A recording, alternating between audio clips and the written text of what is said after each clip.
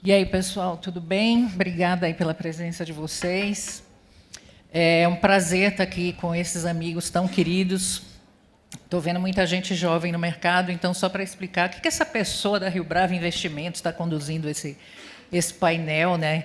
Mas é porque eu passei 28 anos da minha vida dentro de agências de publicidade. Comecei na DM9 de Salvador, depois fui W Brasil, FNASC, agência Clique, agência Clique, FNASC, MPM, FBIS, fui presidente da FBIS e fui uma das fundadoras da BTC no Brasil. Então, eu acho que eu entendo um pouco do assunto. Bom, eu vou começar, como nós somos muitos, eu vou fazer perguntas de 2 em 2, de 3 em 3, e depois todos vão ter oportunidade de responder a mesma pergunta. Eu queria começar só colocando um cenário. O Brasil sempre foi um player muito importante de publicidade. Então, é muito natural que ele sempre estivesse na rota das aquisições de agências no Brasil. E eu sempre notei um respeito muito grande pelo talento brasileiro, dentro ou fora do Brasil. Temos muitos brasileiros brilhando lá fora os nossos continuam brilhando aqui, né? Mas, às vezes, nem sempre o entendimento do mercado local, das regras locais, dos relacionamentos locais. A gente vê também que algumas marcas icônicas desaparecem, né? Eu acho que dessas que eu citei aqui, não tem mais nenhuma. A DM9 que voltou.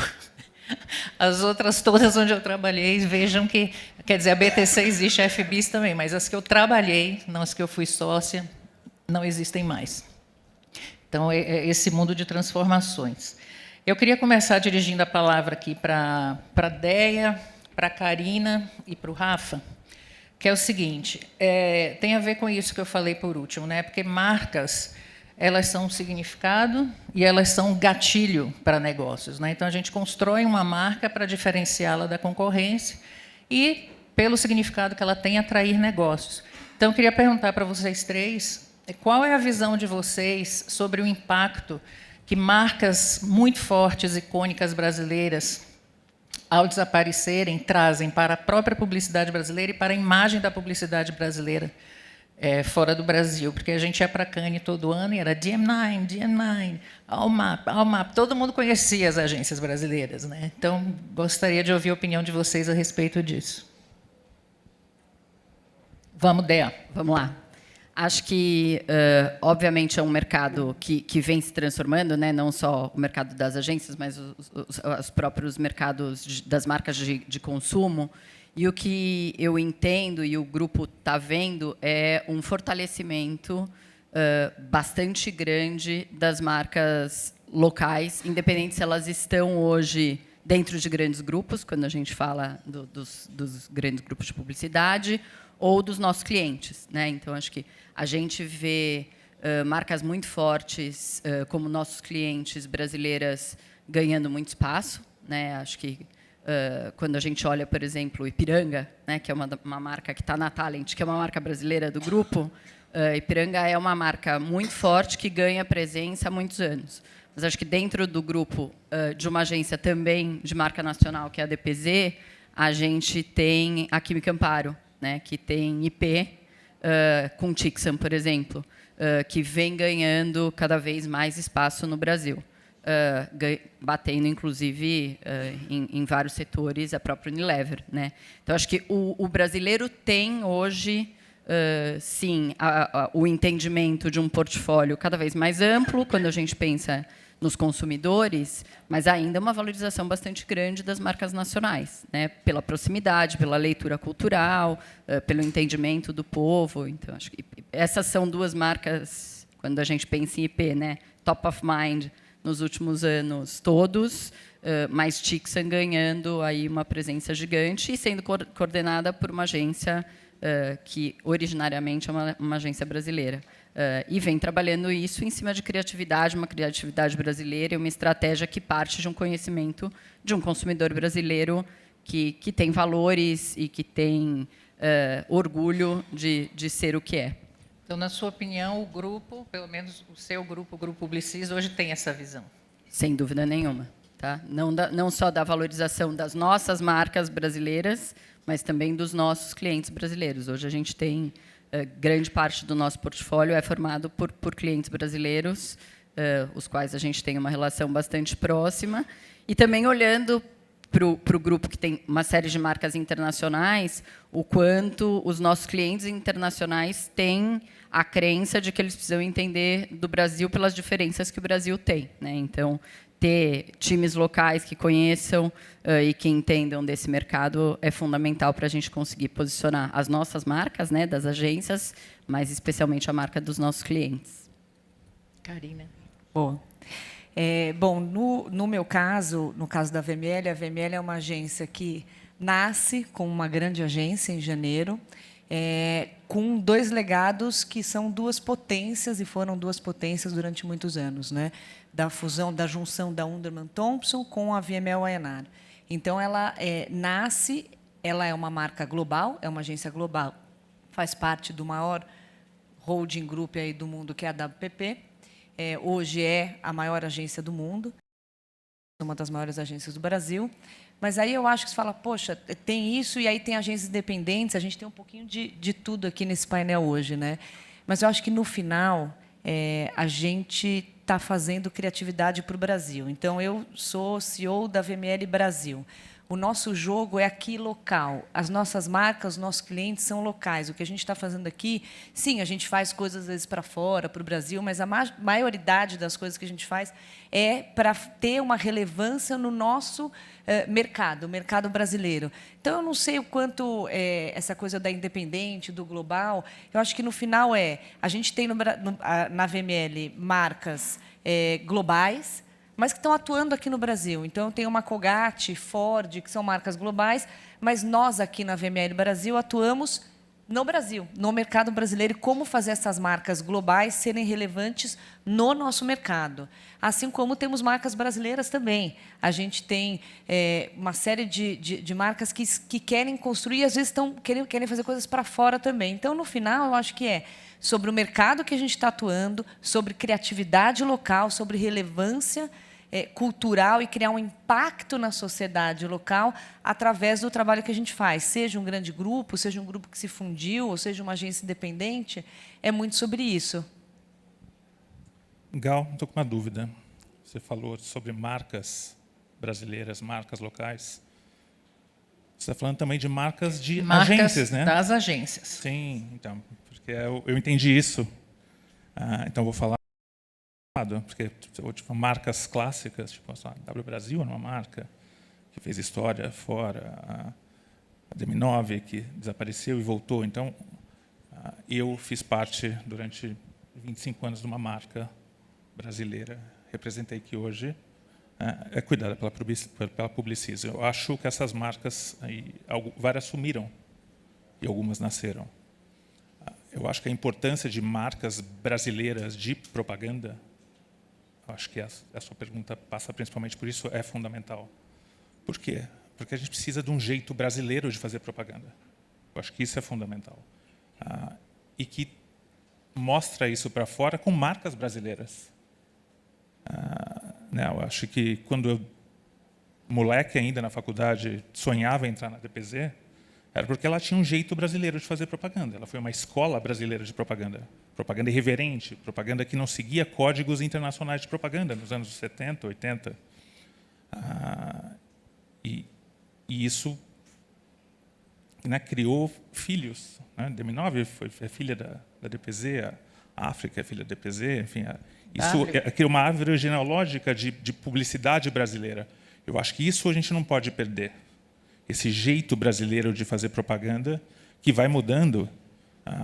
E eu fico feliz que, enfim, ondas vão e voltam. E, enfim, já começando a colocar um pouco de pimenta nessa conversa, quando comecei a sentir que, no momento que eu estava na DPZ, que eu não podia mais colocar esse jeito brasileiro exatamente como eu queria de fazer, foi o momento que eu achava que eu tinha que sair e inaugurar um jeito novo de fazer. Foi isso que eu fiz quando eu fundei a galeria. E mais do que isso, tem a ver um pouco, enfim, com o papel dos grupos e um pouco com o papel também de ter um pouco de autoria nesse jeito novo. Afinal de contas, décadas se passaram, os fundadores já estavam lá atrás. E acho que isso é fundamental, e acho que isso é um movimento, como a Deia falou, que acontece de novo. porque é fundamental o movimento de renovação natural. Várias agências novas estão nascendo, vários jeitos novos, né? Pessoas aqui nessa mesa vão falar sobre isso. Eu acho que isso é fundamental. Esses jeitos novos de fazer propaganda com cara de Brasil mostram o que é o nosso jeito em Cannes, a potência da criatividade brasileira fora do país. Né? E fazer isso com marcas brasileiras, que são as principais marcas que dão oportunidade de a gente fazer isso, né? Uma Ipiranga, uma IP, um Itaú, uma Sadia, né? Uma Balduco, né? Clientes que a gente tem aqui nessa mesa, clientes que investem em criatividade. Eu acho que esse é o caminho para a gente mostrar o nosso jeito de fazer lá fora. Então, acho que é sobre isso. Algumas marcas foram embora, mas acho que a gente tem novas marcas pulsando um jeito absolutamente novo e interessante de fazer propaganda brasileira. Legal, acho que tem só um complemento em cima do que o Rafa está falando, que eu acho super bacana, que é a possibilidade, quando a gente olha, né, e daí vou falar das marcas do grupo, porque é mais fácil, DPZ e Talent, por exemplo, que é a possibilidade da gente exportar o nosso jeito de fazer publicidade, inclusive para fora, né? Essa acho que é uma das grandes vantagens de quando você está num grande grupo. Hoje, a gente leva o jeito de fazer publicidade brasileira para clientes internacionais. Então, quando a gente olha a criatividade de Renault, por exemplo, ela cada vez mais tem, mundo afora, uma carinha e um sabor mais brasileiro, porque a gente tem brasileiros sentados no board, né? Acho que aqui acho que nós duas temos criatividades brasileiras sentadas nos boards. Os nossos times são todos brasileiros e leva, eu acho que esse poder que a Gal falou, que era tão forte, cada vez mais para fora, né? Cada vez mais a gente vê e se orgulha dos nossos times poderem ir para fora e serem expatriados e trabalharem com marcas internacionais, né? Então, acho que aí tem o sabor de levar o Brasil para fora e não só fazer o Brasil valer aqui dentro. Concordo totalmente. Acho que tem, porque no final, independente se a agência nasceu brasileira ou não nasceu, a gente está aqui no mercado brasileiro com todos os criativos e pessoas e talentos brasileiros trabalhando para marcas, sejam marcas brasileiras ou marcas de fora que estão aqui para atuar no mercado brasileiro. Então, acho que no final é sobre pessoas e sobre criatividade, trabalhando, criando para marcas do Brasil para fora ou aqui mesmo, né? Tem uma nova safra, né, de agências surgindo. Agora as coisas são cíclicas, né? E eu desejo muito sucesso assim às novas agências, porque como empreendedor eu sei o que é empreender.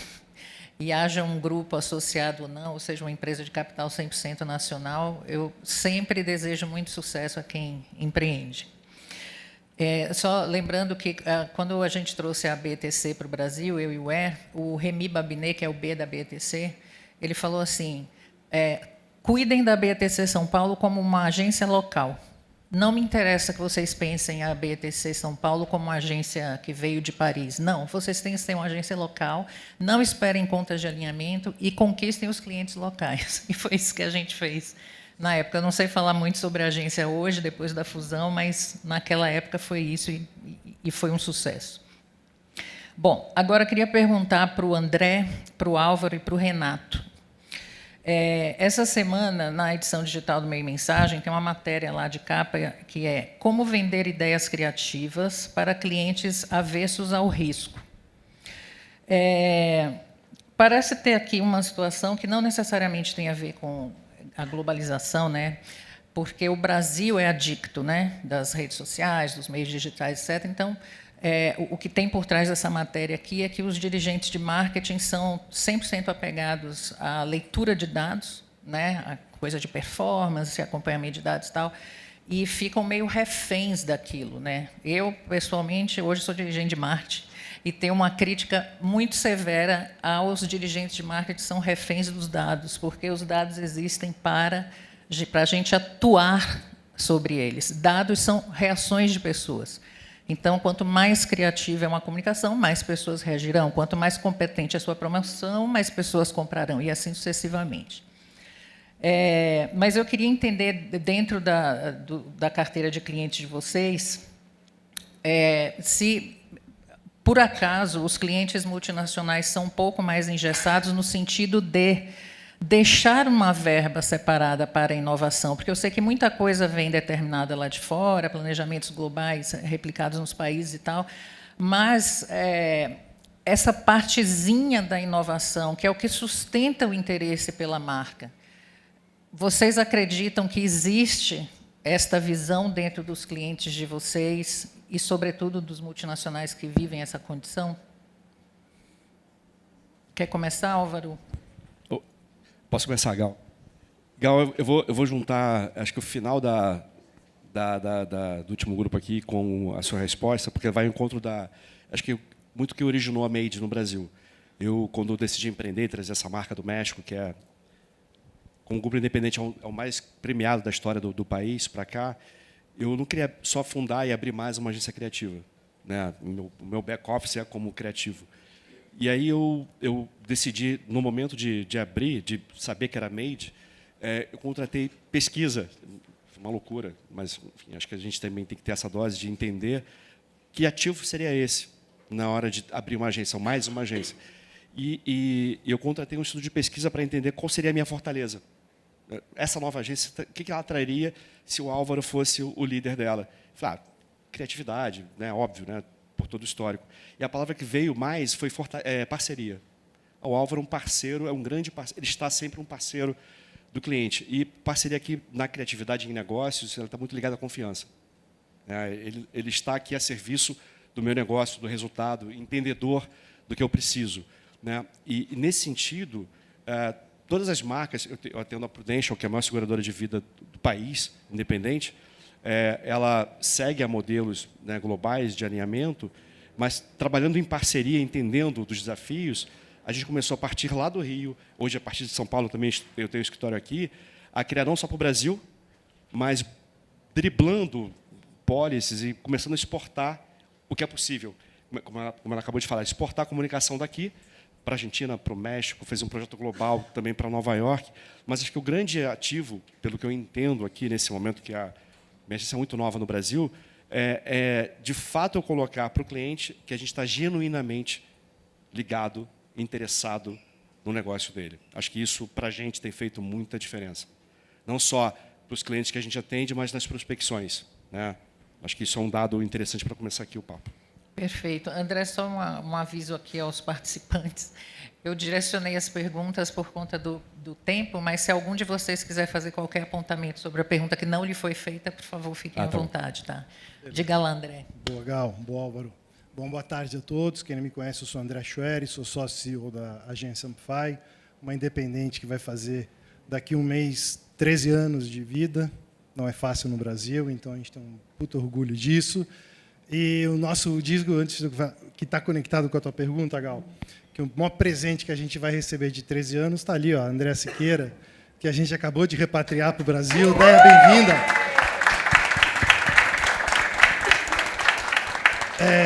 Eu acho que trazer a Déia Siqueira de volta para o Brasil como a nossa sócia para tocar a criação diz muito sobre o quanto a gente acredita em criatividade como um vetor para a economia, né?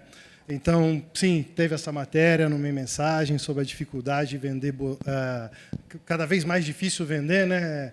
Boas ideias, etc. Eu não concordo muito. Eu acho que uma boa ideia sempre teve espaço na agenda dos clientes, sempre teve espaço na agenda, na agência, na memória dos consumidores. E a gente está aqui no Clube de Criação, que é para fomentar as ideias que movem a economia, movem as marcas e movem os negócios. Você falou de dar exemplos, né, Gal? Vou pegar assim um exemplo que é de 3 anos, mas ele vem acontecendo desde então. A gente atende a BRF, a gente atende Perdigão, e a gente teve um briefing para fazer um lançamento de vender, sim, linguiça a granel. Sim, um briefing criativamente talvez não seja o grande briefing criativo. E a gente criou para a Perdigão o primeiro talk show no Globoplay, com receitas com calabresa. Então, teve Luciano Huck, teve Ivete, teve Narcisa. Então, a gente está no ar no Globoplay com a primeira série em inglês de marca que foi lançada no Globoplay há 3 anos. Então, acho que a gente não tem barreira para a criatividade. O que a gente deveria fazer é subir a barra da criatividade. Porque, como profissional de negócios, eu não sou da criação, então, desculpe aí, meus amigos criativos, eu sou talvez um criativo frustrado, mas o meu papel sempre foi fomentar e vender a boa criatividade. E todas as ideias, ou a grande parte delas, boas que chegaram na minha mesa, eu tive o prazer de fazer várias na minha carreira, o nível de aceitação sempre foi positivo e continua sendo. Então, eu acho que o nosso papel é cada vez mais... como na palestra da DEA, como é que chamava o entrevistado? Lucas Paraíso falou, acho que a gente tem que usar, né? Se a gente só olhar os dados, a gente está olhando para o retrovisor, mas a gente também tem que olhar para frente também para que a gente mude o algoritmo e os dados. Então, sim, eu acho que a boa ideia nunca vai perecer de agenda nos clientes. Nunca. Eu sou um ser otimista, por natureza, mas o André foi mais do que eu. Eu acho que o que você trouxe aqui, Gal, é a história da minha vida, sabe? Como é que a gente faz os clientes entenderem a importância de reagirem um pouco com a emoção, porque eu acho que é isso. Acho que o grande desafio hoje é a gente lidar com clientes que estão, como você falou, totalmente baseado em dados e com pouca margem para se emocionar. Acho que passa, obviamente, pela confiança, né? Você tem que estabelecer uma confiança com os clientes, e isso leva tempo, não é toda hora que você consegue sedimentar uma relação de confiança, mas acho que esse é o caminho mais correto para a gente conseguir avançar um pouco e criar um espaço para levar ideias mais ousadas e menos formatadas. Então, assim, eu acho que isso aí não tem uma fórmula, adoraria que tivesse, mas passa necessariamente pela confiança que se estabelece com os clientes e, enfim, e ter sorte de encontrar pessoas que queiram reagir com a emoção e não só com a razão. Então, o que vocês estão me dizendo é que não existe uma sistematização, assim, uma visão de que a inovação, né, a criatividade, aquilo que é não previsto, vamos dizer assim, que está fora das tabelas, fora dos briefings, não tem um espaço sistematizado entre os clientes ainda. Não. É isso que vocês estão dizendo. Não, mas assim, eu acho que até uma coisa que eu vejo acontecer, felizmente, é que muitos clientes que não são nossos clientes, não são clientes da The Judio, mas eles encontram na The Judio e provavelmente em outras agências independentes um espaço para... Deixa eu ver o que esses caras aqui podem me apresentar. Por quê? Porque somos independentes, porque temos... acho que temos o ônus e o bônus de sermos independentes. E o bônus é isso, a gente pode apresentar coisas e a gente pode levar ideias que talvez eles não tenham nas agências atuais. Então, muitas vezes, tem clientes que abrem espaço para a gente... e para outras agências independentes apresentarem propostas. A Déia e o Rafa querem. Acho que tem. Eu acho que, ouvindo aqui um pouco, acho que assim como não existe regra do que as independentes são assim, os grupos são assim, né? Acho que tem grupos e grupos, independentes e independentes. Também acho que não tem essa questão de os clientes internacionais têm mais espaço ou menos espaço. Acho que isso depende muito, né? Então, a gente, dentro do grupo, tem a Lepub, por exemplo, que é uma network que trabalha com clientes internacionais que buscam inovação 100% do tempo, né? A busca pela Lepub é sempre por estar fora dos padrões de publicidade. Nós estamos falando de Kraft Heinz e de Heineken, que são clientes gigantescos, internacionais, alinhados, mas que estão 100% do tempo atrás de inovação quando nos procuram numa agência que está dentro de um grande grupo, né? Então, acho que a discussão, assim como não é sobre os clientes ou as marcas internacionais e os clientes locais, ou os independentes e os grandes grupos, acho que é entender o quanto o seu ponto de dados representam pessoas, sempre. E cabe a nós trazer a pele dessas pessoas e não simplesmente o esqueleto, né? Os dados são os esqueletos. Mas eu acho que isso independe de se a gente está falando de marcas nacionais ou marcas internacionais, ou agências independentes ou agências de grandes grupos. Mas eu acho que, sim, existe um discurso de aversão a risco, mas também existe já uma ficha caindo que o maior risco é não correr risco. O maior risco é seu cliente te ignorar. Então, acho que os clientes que fizeram a escolha por agências independentes acho que assumiram esse risco conscientemente e sabem que esse risco vale a pena. Que esse risco é o risco de uma ideia que não é formatada, esse risco é uma ideia que não está lá no automático, não está lá só pela escala, que está lá para tentar uma estrada diferente. Acho que esses clientes já entenderam que esse é um caminho alternativo. E eu acho que eles têm mais autonomia para tomar essa decisão do que grandes empresas internacionais. Para mim, isso é muito claro e muito óbvio. E acho que, por isso, eles têm melhores resultados. Acho que, ou pelo menos, resultados mais interessantes. Eu acho isso tão... eu acho que esse é o frescor. Eu acho que essa onda atual que a gente estava até falando rapidamente antes da conversa, de novas agências, que a Galeria faz parte, e tantas outras, acho que é um efeito que estava represado depois de 20 anos em que só grandes grupos quase que dominaram o mercado brasileiro. Depois de uma onda espetacular do final dos anos 80, 90, em que grandes lideranças, né, criaram grandes agências, e depois de 2000 para cá houve a vinda dos grandes grupos.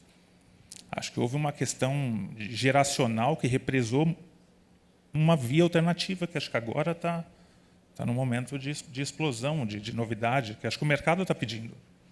Eu acho que essa versão a risco, a gente está vivendo justamente a contra-onda, e eu acho que naturalmente as agências independentes têm uma abertura maior para testar, para a gente aprender, para um caminho alternativo. Enfim, cada um vai falando um pouquinho, né? Ouvimos um pouquinho e cada um fala do seu microcosmos ali, do que está vivendo no dia a dia. Tem independentes, não independentes. E eu acho que tem uma coisa. E a gente, bom, tem negócio também, se falou de otimismo e tem ônus e bônus, e a gente brinca, quando a gente está falando, não sou uma pessoa religiosa, mas eu falei, gente, já estava lá na Bíblia, né? Tudo não terás. Já tinha essa situação. Então, sim, a gente tem coisas... você tem algumas coisas que podem, né, ser um ônus ou um bônus, mas, no final, a gente começou a falar de clientes, eu acho que...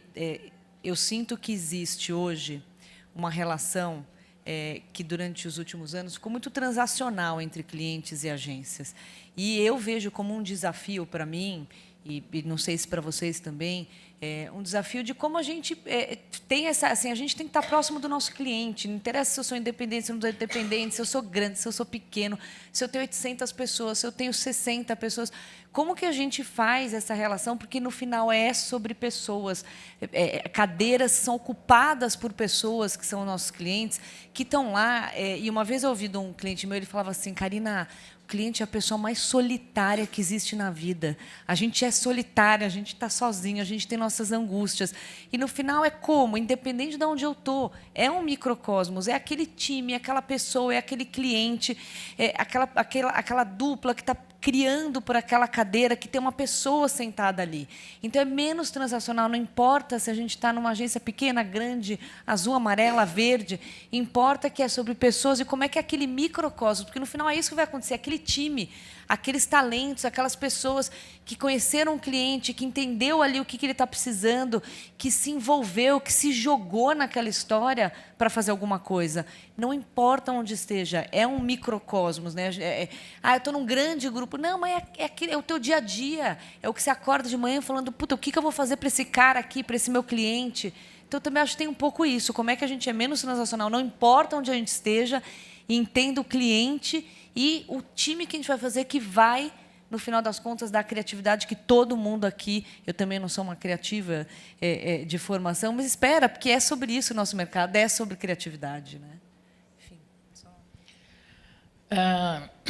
eu queria dirigir mais uma pergunta a vocês duas, porque vocês que estão representando grupos mais tradicionais, digamos assim, né, da comunicação. Como executivas, vocês sentem que existe uma responsabilidade sobre as diretrizes, né, de cada uma das marcas no Brasil compartilhada, ou existe uma autonomia para que vocês possam, nos seus respectivos grupos, conduzir as diretrizes dos negócios. Bom, eu tô no grupo da ABPP há 18 anos. Então, eu fiquei a maioria desses 18 anos dentro de uma network, que era a Ogilvy, e, recentemente, mudei para a VML. E o que eu posso te dizer é, outro dia alguém brincou comigo e falou assim, Karina, mas você está no mesmo prédio, você mudou de apartamento só, né? Porque faz parte da mesma holding.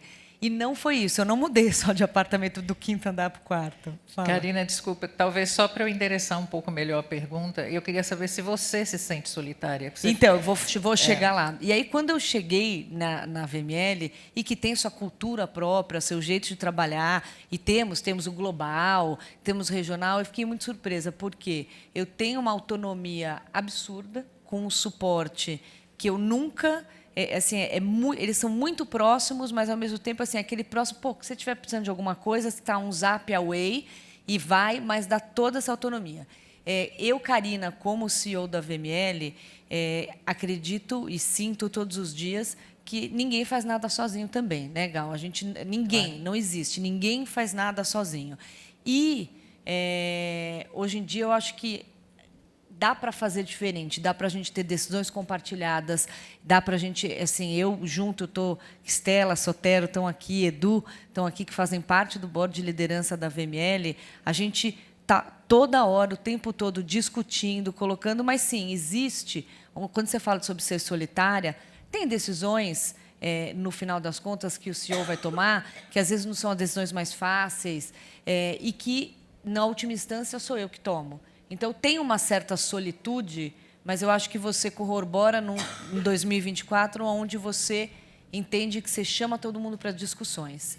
Então, tem uma certa solitude, mas que eu acho que ela é mitigada por um sentimento de grupo onde ninguém faz nada sozinho, onde ninguém pensa sozinho, onde a gente delibera tudo junto.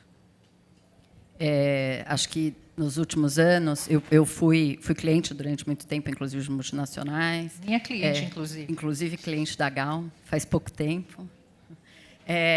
E acho que eu nunca me senti tão pouco sozinha, muito pelo contrário. Hoje eu me sinto extremamente acolhida, acho que por todos os lados, né? Começar pelo meu time, tem meu time de comunicação aqui, obrigada por estarem aqui. Mas pelas lideranças todas do grupo, né? Eu sou CEO do Grupo Publicis, e diria que eu e a Gabi Onofre, que é a CEO, não somos dois seres independentes, somos uma dupla que estamos o tempo inteiro dividindo e compartilhando todas as decisões, e damos a tranquilidade uma para a outra de que todas as decisões, o risco também é das duas, né? E acho que a vantagem de estar nesse grande grupo, que é o Grupo Publicis, é também contar com a Mônica Gadsby, que é a CEO, também é uma brasileira, né? Então, no poder das brasileiras, inclusive, não é nem dos brasileiros, é das brasileiras. A Mônica estava aqui sexta-feira e saímos às 3 para almoçar e para dividir as angústias e as conquistas de toda a transformação que o grupo tá fazendo, com uma autonomia bastante grande, né? Que é o poder de estar dentro de um grande grupo. Por maior que sejam os nossos erros, a gente tem um amparo muito grande. E isso vale para a Gabi, vale para mim, vale para a Mônica, vale para o meu time e para os nossos times, de saber que ninguém está sozinho, e que a gente vai estar junto, e não só junto com os 1.500 funcionários do Grupo Publicis do Brasil, mas com os 100 mil do mundo inteiro, que realmente eu acesso em um Teams e ligo e falo, pessoal, aqui tem uma oportunidade gigante no mercado de luxo.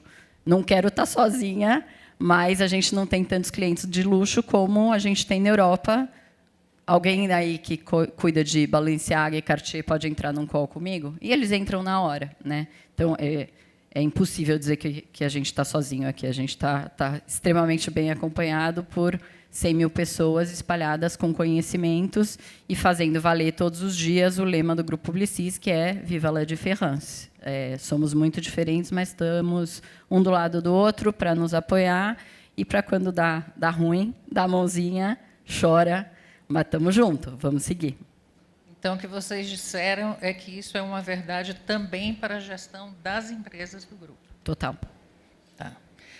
Acho que a relação que eu tenho, né, com o Latam e com o Global é exatamente a mesma relação que eu também tenho com os CEOs e com os COOs das agências, de saber que tomem suas decisões, mesmo quando eu não estou junto para tomar com elas, eu vou estar aqui para apoiar vocês, se por alguma coisa der errado, mas também para celebrar quando dá certo.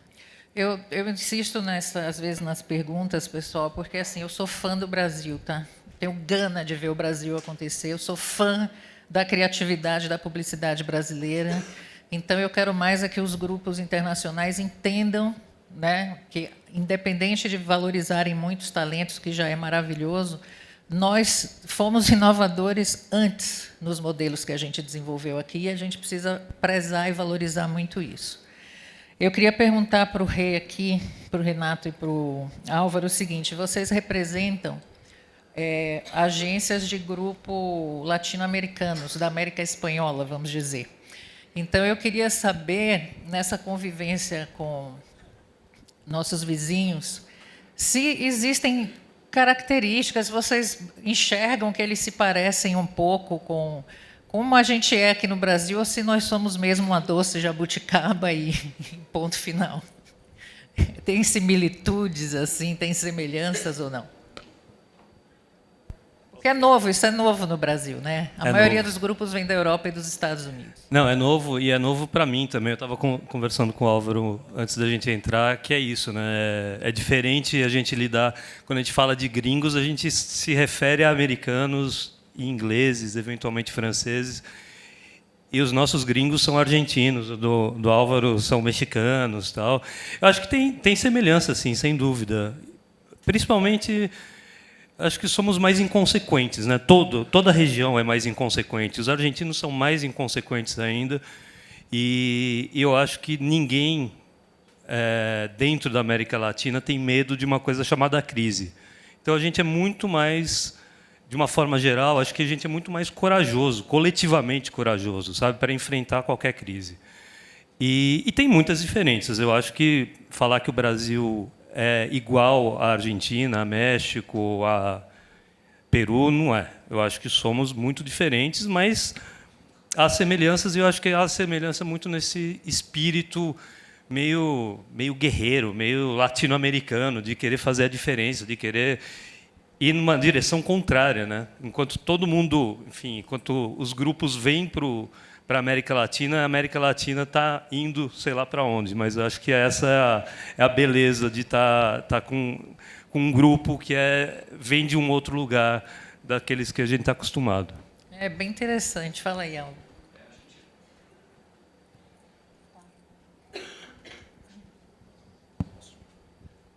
Gal, a gente hoje tem escritórios, né, Rio, São Paulo, Argentina, Colômbia e México. O mais legal, e a gente fala sobre isso entre os sócios, é que somos um grupo, mas acho que a gente é muito mais um veleiro do que um transatlântico, no sentido de tomadas de decisão, né? Então, quando eu conheci, eu vou muito lá para o México, para a reunião, o México e o Brasil têm muitas similaridades. São países continentais, pobreza absoluta, riqueza extrema, que foi a Polanco, um bairro lindo, sabe? Mas gastronomia, cinema mexicano. Então, a criatividade de lá é um expoente que a gente aprende muito. Mas o que a gente tem feito, e sim também com autonomia total, é entender quais são as fortalezas, né? Então, a gente não se vê como unidades que atuam isoladamente, mas quais são as fortalezas que fazem com que esse veleiro, cada um tenha a sua especificidade. Então, o nosso braço de design no México é muito bom. Então, a gente trabalha com designers mexicanos para um trabalho. O storytelling da Argentina, né, o craft nosso no Brasil. Então, entender que isso aqui, esse caldo, né, é interessante, e sim, são absolutamente diferentes no pensamento. O que tem muito se errar, a gente não vai sentar em cima do erro e vai refazer. O nosso posicionamento é established since never. A cadeira não para, né? Então, esse querer pivotar o tempo todo, né, ser underdog em muitas concorrências, vamos testar com a Made, vamos ver o que vai acontecer. Esse não ter medo de errar, dar um boost também para poder crescer. Então, a gente entende isso. Quais são as fortalezas de cada unidade, com autonomia, mas sabendo que juntos somos mais fortes. Acho que essa aqui é o nosso ativo. Só complementando aqui, Gal, eu acho que tem, aí falando pessoalmente, assim, né, para mim, eu sempre admirei muito, muito a propaganda e o cinema argentinos. Então, para mim, literatura também, mas falando mais de propaganda e de cinema, sempre foi uma coisa que me encantou. Assim. Eu sempre falava assim, bom, Brasil e Argentina estão num patamar de criatividade que é uma criatividade respeitada no mundo inteiro. Então, acho que vamos dizer assim, essa semelhança, sabe, de pensamento criativo, de buscar a criatividade acima de tudo, colocar a criatividade acima de tudo, para mim sempre me seduziu, para me associar a esse time ou a esse pensamento argentino, é isso. Achei interessante, né, do ponto de vista do ecossistema de negócios, assim, porque de fato é um negócio muito novo, né? A gente nunca viu. Provável. Bom, eu queria perguntar agora para o André e para o Rafa o seguinte: a comunicação digital, né, permitiu com que muitas marcas, né, entrassem no mundo da propaganda, da publicidade. E parece mais ou menos natural que esses clientes que são entrantes, né, como anunciantes, eles procurem primeiro as empresas brasileiras, talvez por entender que terá uma relação mais próxima ou que o preço esteja mais adequado, ou talvez que possa falar mais sobre liberdade criativa, enfim. Eu queria que vocês dissessem se vocês acham que isso aqui é uma ilação que eu estou fazendo, tá? Se vocês acham que isso é uma verdade ou se vocês veem que as agências de outros grupos, sejam europeus, americanos ou latino-americanos, podem concorrer de igual para igual do ponto de vista de precificação, de equipes dedicadas. Como vocês veem isso? E se for uma verdade para vocês, tá? Porque, como falei, eu fiz uma ilação aqui. Tá. Você falou em precificação, vou deixar o Você André quer começar que eu a fale responder. precificação antes, Rafa? Tá bom. O quão caro é para um cliente novo lidar com a agência A, B ou C? Eu acho que a precificação... a gente vem num mercado que precificou muito mal os negócios durante muito tempo, baseado em premissas que não são as premissas que deveriam ser as premissas da precificação. Perfeito. Isso aí. Aí você falou do digital também, né, Gal? Estava até brincando hoje aqui, apresentei uma pessoa para a DEA lá fora, o Benson, a gente é da época que o digital era internet de escada, né? Nossa época, né, Gal? Lá atrás, agência Clique, por aí vai, né? Saudosa agência Clique, você falou das marcas que sumiram. Essa é uma que eu tenho, é uma pena que sumiu a agência Clique, né? Então, e a gente que vem da indústria do digital, né, a gente faz digital há mais de 20 anos, a gente aprendeu a precificar, não baseado no tamanho do dinheiro do cliente, mas baseado no valor da entrega que a gente tem que fazer. Então, o nosso negócio, especificamente falando da Amplify, onde boa parte dos sócios vieram da fundação da agência Clique, né, o Pedro Cabral, nosso querido também conterrâneo, é um dos fundadores, o Alexandre Rohagen é um dos nossos sócios, que foi quem criou o escritório do Facebook no Brasil, do Google no Brasil. Então, a gente vem de uma escola do digital onde a precificação é diferente. A gente é muito cuidadoso em ver escopo, a gente é muito cuidadoso em entender o que vai ser feito, a gente é muito cuidadoso em entender qual é a jornada que aquele cliente vai ter na agência. Não é sobre o tamanho do cheque de mídia. É sobre o valor que o nosso negócio vai entregar para o negócio do cliente. Então, concorrer com grupo, ou sem grupo, ou outras independentes, no final, tanto faz, porque depende de como os outros estão precificando. Eu entendo que muitos hoje ainda precificam olhando para o de novo, pegando a metáfora do retrovisor, né? Quando cada vez mais os clientes estão querendo menos precificar olhando sobre essa lógica de negócio. Só que o nosso negócio foi criado sobre essa lógica que não depende da mídia. Então, a gente, nesse cenário, a gente tem uma posição de competitividade muito melhor. O nosso discurso ele conecta muito mais com o discurso que o cliente está querendo olhar, que é sobre o que a gente vai entregar e sobre o impacto no negócio, e não sobre o quanto ele vai comprar de mídia ou deixar de comprar de mídia. Eu vou adicionar um ponto que passa pela sua pergunta, que também recupera um pouco do que o Alvinho falou, que é sobre, acho que, a relação com clientes pequenos digital acontece, mas também acontece com cliente médio e grande, mas com clientes brasileiros, é o valor que tem essa relação de parceria. Uma palavra até que gasta um pouco em toda a conversa, mas cliente pequeno tem a vantagem do dono falar com você. E o dono quer falar com o dono. Essa é uma verdade. E isso acaba sendo mais fácil numa agência menor, de menor tamanho, quer falar com o decisor. Nessa mesa, nesse painel, são todos lideranças de agência. E a gente sabe que um dono de uma empresa pequena quer falar com um decisor da agência. Isso facilita. Isso facilita na hora de precificar, facilita na hora de ter agilidade, de implementar uma campanha, um projeto. Isso facilita na hora de entender se essa agência dá liga com o cliente. Essa faz toda a diferença na hora que uma agência encaixa ou não com o cliente. Acho que essa é a base da relação. Isso é como a gente gostava de falar quando a gente entrou no mercado, assim que funcionava no começo. O cliente sentava na frente do dono, do fundador, e decidia que anúncio, que filme que ia para o ar. A gente gostava de ouvir essas lendas. E quando a gente tem a oportunidade de estar num papel de liderança, eu assumir a responsabilidade de liderar uma agência, a gente percebe a importância que isso tem.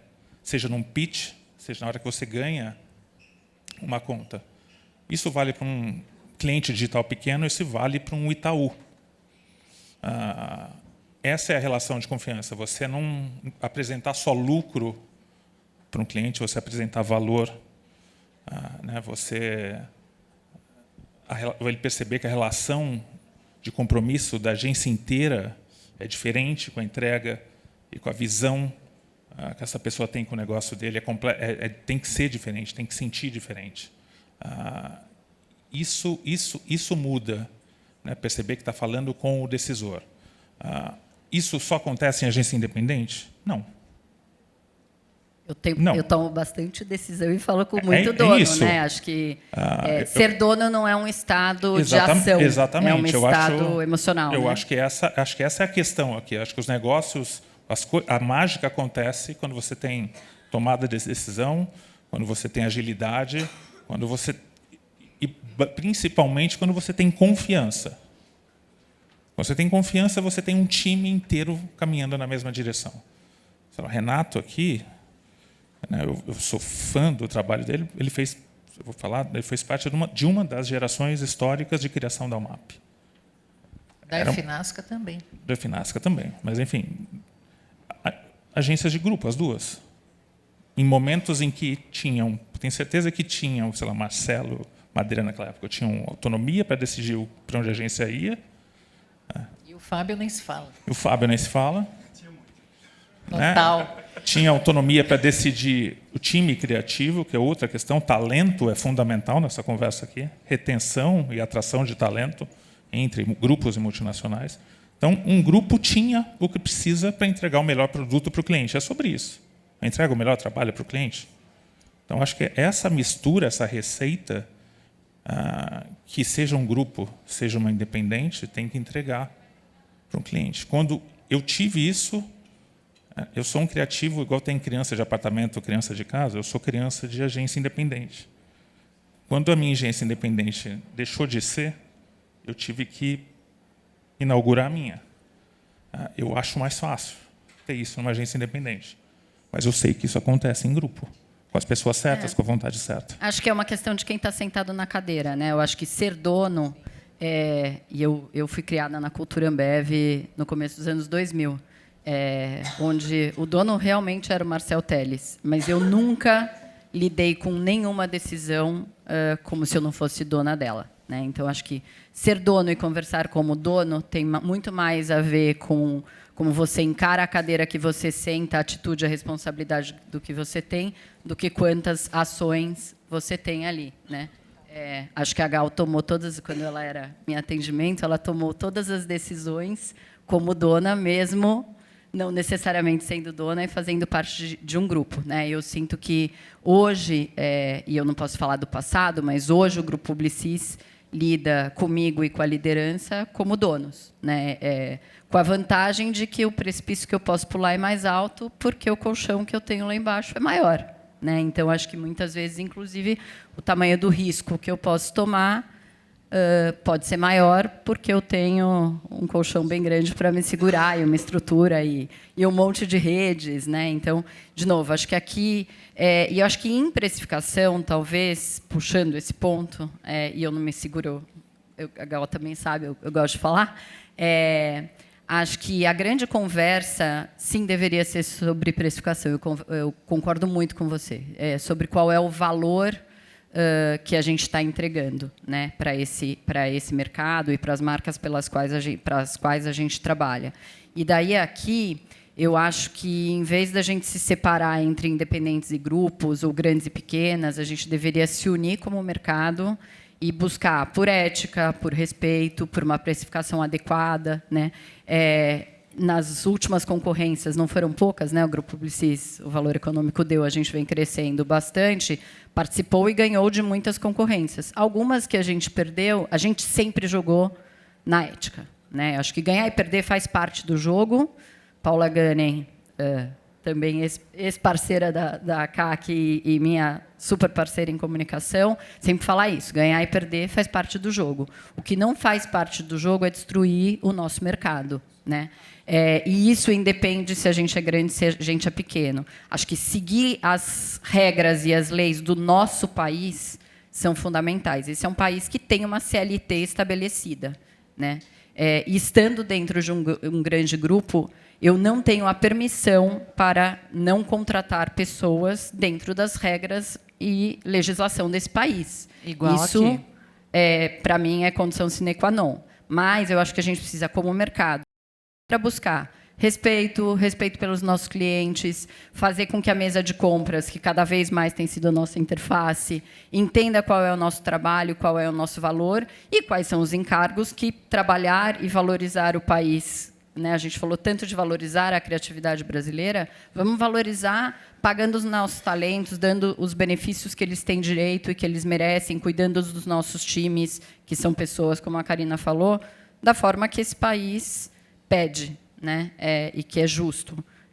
Então, acho que, em precificação, a gente precisa, sim, rever muito as coisas para garantir que ética e respeito aos profissionais, aos clientes, estão ali dentro. Maravilhoso, concordo totalmente.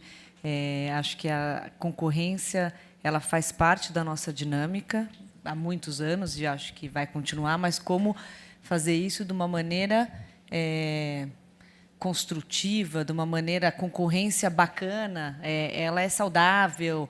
Poxa, quando alguém ganha, a gente, né, ganha se perde. Eu acho que é mais, né, ninguém gosta de perder, acontece, todo mundo prefere ganhar, mas é muito, a gente vem falando muito isso. É sobre o como, né? Porque o que ninguém quer perder, todo mundo quer ganhar, mas como? Como que você perde, como que você ganha? Isso diz muito sobre a empresa, sobre as pessoas que estão sentadas ali, sobre o que você acredita como valor e cultura das empresas que a gente preside aqui.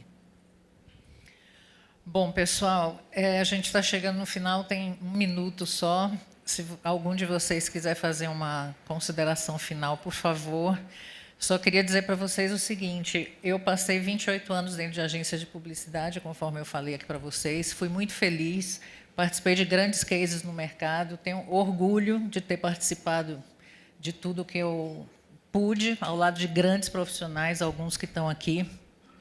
Então, eu acho que a gente precisa ter sempre em mente que o Brasil não é criativo por acaso. O Brasil é criativo porque ele é um país diverso, ele é um país grande, que permite toda espécie de mistura, e é por isso que a gente consegue se posicionar de uma maneira tão solar, tão luminosa e tão importante perante o mundo. Então, se todos aqui trabalham em agências, clientes ou em algum player da cadeia, né, produtoras, etc., nunca duvidemos do valor do nosso trabalho, porque o Brasil é referência lá fora. Isso aí.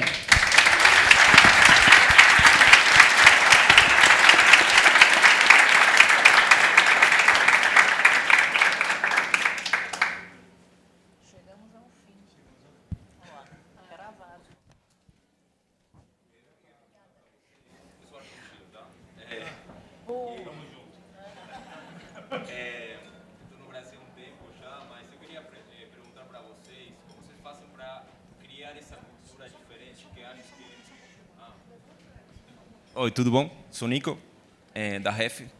E queria perguntar para vocês como vocês fazem para criar uma cultura que eu acho que é o que acaba diferenciando cada uma das agências, né?